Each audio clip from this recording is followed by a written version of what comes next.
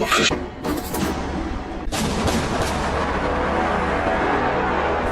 الله الرحمن.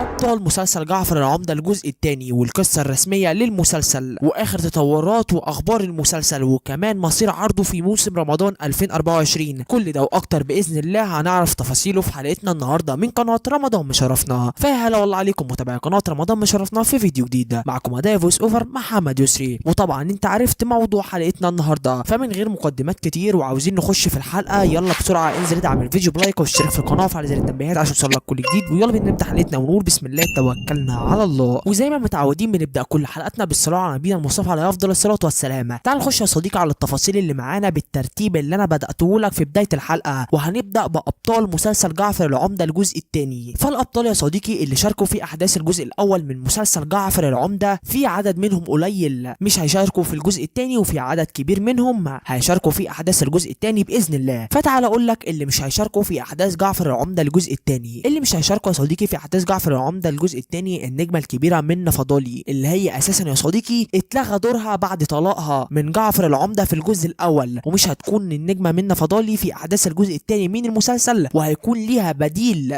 موجود في المسلسل غيرها، بس هقوله لك في قائمه الابطال اللي هينضموا جداد لمسلسل جعفر العمده الجزء الثاني. والنجمه الثانيه اللي مش هتشارك في احداث جعفر العمده الجزء الثاني وهي النجمه الكبيره زينه، لان طبعا يا صديقي زي ما احنا عارفين المشكله اللي عملتها مع المخرج المسلسل محمد سامي في الجزء الاول من المسلسل لما اتحط النجم الكبير احمد داش قبلها في تتر المسلسل، وهي رفضت الكلام ده تماما بعد ما قالت ازاي شاب صغير يتحط قبلي وانا نجمه كبيره بقالي اكتر من 20 سنه. فبالتالي ده السبب اللي مش هيخلي النجمه الكبيره زينه موجوده في احداث الجزء الثاني باذن الله. وكمان ابرز النجوم اللي مش هيشاركوا خلال احداث مسلسل جعفر العمده الجزء الثاني النجمه الكبيره جوري بكر، اللي برضه يا صديقي رفضت انها تشتغل في الجزء الثاني من المسلسل، رغم ان دور وداد اللي هي عملته في الجزء الاول حقق نجاح كبير جدا في احداث المسلسل، ولكن بالرغم من كده هي رفضت تماما المشاركه في احداث مسلسل جعفر العمده الجزء الثاني. ودول يا صديقي ابرز النجوم اللي هيغيبوا عن مسلسل جعفر العمده الجزء الثاني. طب ايه يا صديقي النجوم اللي هيشاركوا في احداث الجزء الثاني وكمان النجوم اللي هينضموا لاحداث الجزء الثاني من مسلسل جعفر العمده؟ طب تعالى الاول يا صديقي نقولوا الابطال اللي شاركوا في الجزء الاول من مسلسل جعفر العمده وهيشاركوا في الجزء الثاني. وابرز النجوم دولت وهي النجمه الكبيره هالة صدقي، اللي قدمت يا صديقي دور وصيفه في احداث مسلسل جعفر العمده، وكانت هي ام جعفر العمده، وهتفضل برضه يا صديقي الحاجه وصيفه بالدور بتاعها في الجزء الثاني من المسلسل. وبرضه كمان النجم الكبير عصام السقا اللي كان مجسد شخصيه نعيم خلال احداث الجزء الاول من مسلسل جعفر العمده، هيستمر بنفس تقديم شخصيته في الجزء الثاني من المسلسل.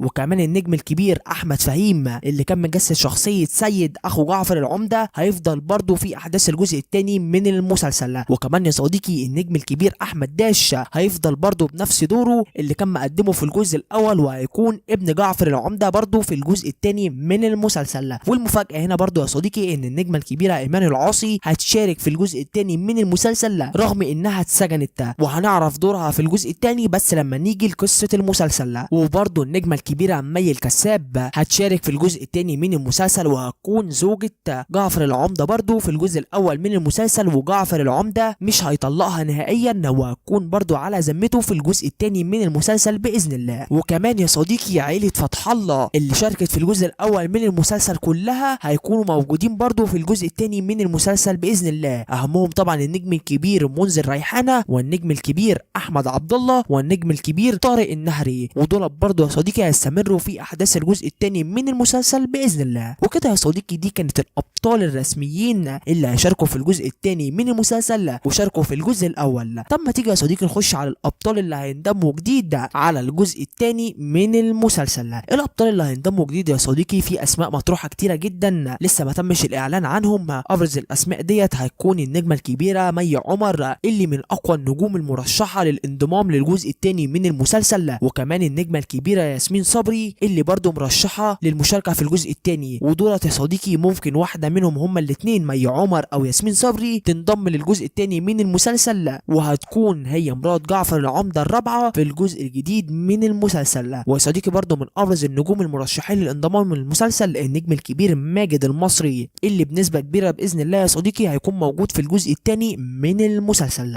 فدي يا صديقي كانت كل الابطال اللي هيشاركوا في الجزء الثاني من المسلسل باذن الله. طب يا صديقي تعالى نعرفوا احداث الجزء الثاني من مسلسل جعفر العمدة. الاحداث هتدور كالتالي. طبعا يا صديقي هيستمر جعفر العمدة في الهواية بتاعته اللي هي الجوازات الكتير، وبرضه يا صديقي هيتجوز عدد كبير جدا من الفنانات اللي هينضموا في الجزء الثاني من المسلسل، وهيكون بيحب الستات طبعا زي ما احنا متعودين عليه. ويا صديقي هيخش العديد من الصراعات مع العيلة بتاعته، وابرز الصراعات دي هيكون عصام السقا اللي يا صديقي هيطلع هو الخاين وهيغدر بجعفر العمدة خلال احداث الجزء الثاني من المسلسل باذن الله. وكمان يا صديقي احمد داش اللي هو هيكون ابن جعفر العمدة في الجزء الثاني هيكون هو والده اللي هو جعفر العمدة بيتصدوا لابرز الاعداء اللي هيكونوا قصادهم. وهيكون يا صديقي لجعفر العمدة اعداء كتيرة جدا، ابرزهم النجم الكبير ماجد المصري اللي هينضم للمسلسل، وهيكون هو المطارد او اللي عاوز ينتقم من جعفر العمدة خلال احداث الجزء الثاني من المسلسل باذن الله. واحداث يا صديقي كتيرة بقى هتحصل طبعا من نجوم المسلسل. وبرضه يا صديقي النجمة الكبيرة ايمان العاصي اللي اتقبض عليها في الجزء الاول من المسلسل هتنضم للمسلسل من جديد، ولكن بقى يا صديقي هتكون هربانة وعايزة تنتقم وتقتل جعفر العمدة بعد اللي عملوا فيها وحبسها. ودي يا صديقي كانت القصة المتوقعة او الشبه رسمية لمسلسل جعفر العمدة الجزء الثاني. اما بقى يا صديقي مصير عرض المسلسل باذن الله في موسم رمضان 2024 فبنسبة يا صديقي 70% مش هيكون مسلسل جعفر العمدة الجزء الثاني معانا في المارس رمضان القادم لسنة 2024، وهيتم تأجيله بنفس السيستم اللي انا قلته لك في حلقتنا النهارده الابطال والقصة لموسم رمضان 2025. وهيكون يا صديقي بنفس السيستم والقصة والاحداث وكمان الابطال اللي هينضموا والابطال اللي هيشاركوا من الجزء الاول باذن الله. فكل اللي انا قلته لك يا صديقي هيكون موجود باذن الله في مسلسل جعفر العمدة الجزء الثاني بشكل رسمي ونهائي. ومصير عرض المسلسل يا صديقي طبعا زي ما قلت لك هيكون مؤجل لموسم رمضان 2025 بنسبة 90% باذن الله. ومش هكلمك يا صديقي عن سبب التأجيل لان يا صديقي انا عملت حلقة قبل كده عرفتك فيها سبب تأجيل مسلسل جعفر العمدة الجزء الثاني من موسم رمضان 2024. وعاوز اقول لك اخر حاجة ان النجم الكبير محمد رمضان طلع في لقاء تلفزيوني من كام يوم وقال انا اجلت مسلسل جعفر العمدة الجزء الثاني لاسباب لازم اني اكون دارس المسلسل ودارس المشروع كويس جدا جدا علشان ما اقدمش اي حاجة وخلاص